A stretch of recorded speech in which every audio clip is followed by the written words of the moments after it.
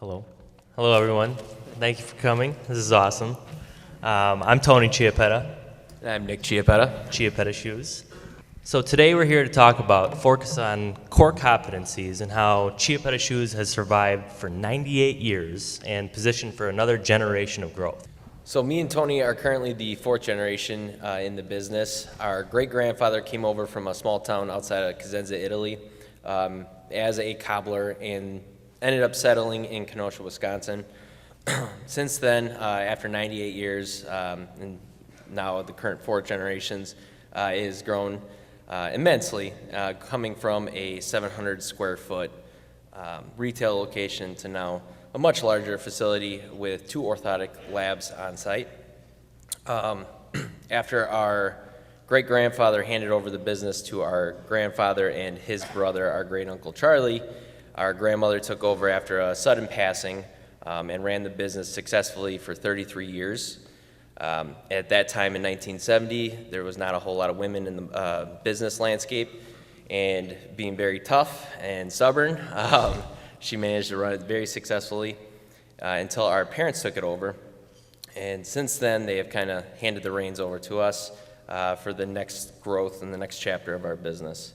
As far as our core competencies, it's what my brother likes to refer to as the Holy Trinity.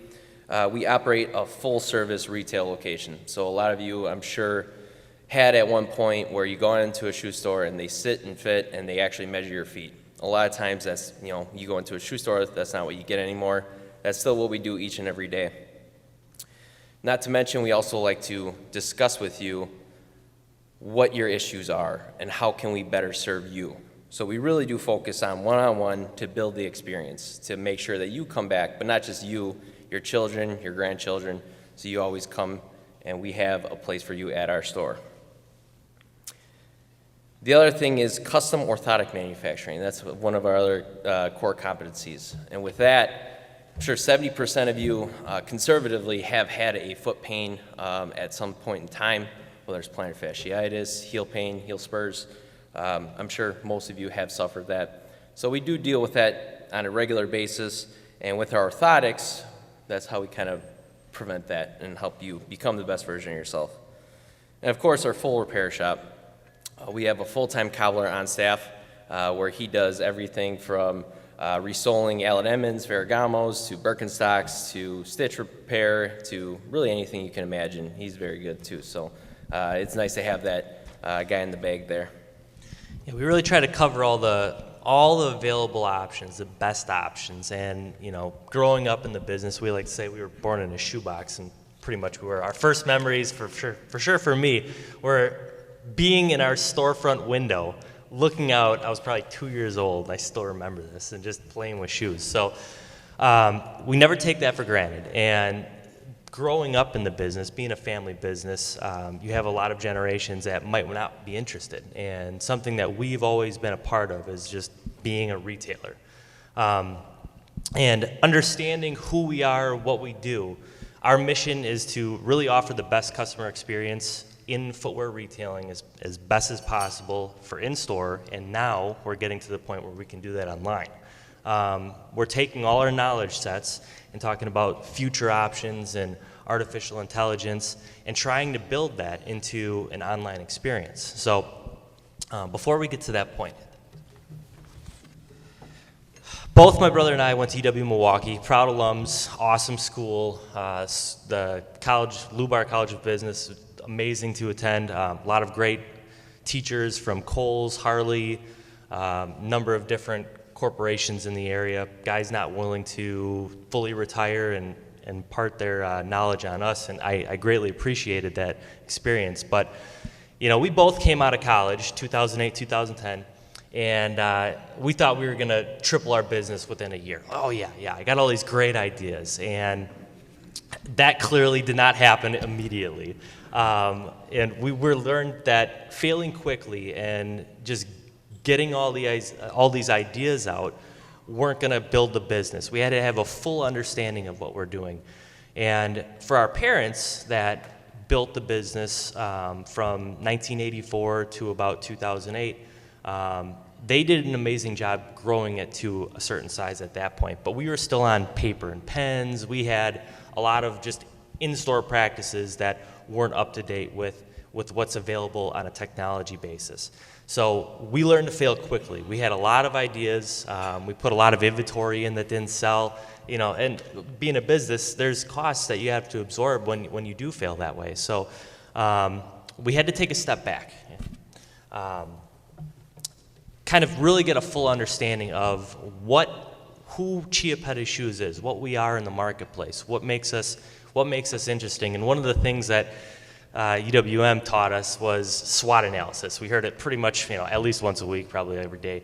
But that was one of the main things that, at the time, after about a year of being done with college, we said, okay, we got to take a step back. We got to really understand what makes Chiappetta Shoes special.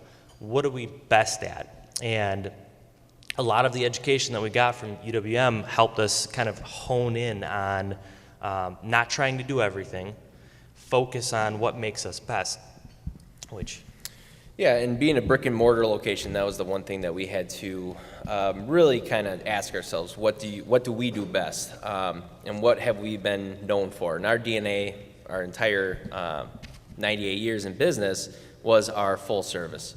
And what we like to do is, give that experience and make sure that the customer does feel at home and that they can get exactly the information and the relief that they intended.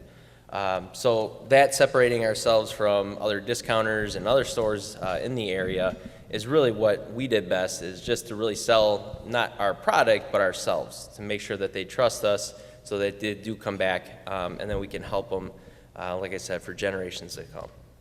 Yeah, and it's interesting. You talk about service nowadays. In the retail environment, most people are so trained to think service is, okay, free shipping or free returns. The human aspect has been taken out of our shopping experiences greatly. And not to say that's a good thing or a bad thing, but it is what it is. And as a small business that has unique skill sets and knowledge sets, we have to think about, okay, how do we find ourselves in this marketplace and how do we scale up and grow going forward? Being able to understand our specialties, that's not something we take for granted either. And, being in the business our whole lives, a lot of people ask us, why'd you go to college? And you had a shoe store to go to. We view our skill sets as something extremely valuable. And we're at the point now where we can start thinking about scaling online. How do we make these readily available to the rest of the world? And again, understanding what you do best and then taking that to the next step and applying some of these new technologies, artificial intelligence, and a lot of different aspects that are readily available. This is really the best time to be in business, thinking about what a small shop in Kenosha, Wisconsin could grow to eventually down the road. And we've taken about 5 years of development time getting our infrastructure in place to be able to scale online. And the future is bright, like my brother said. And what the big question is, brick and mortar versus e-commerce. What is the right play? There really is no right play. In brick and mortar, a lot of people think that is dying, is not dead. You still have to sell the experience. You have to give the customer a reason to come into your shop.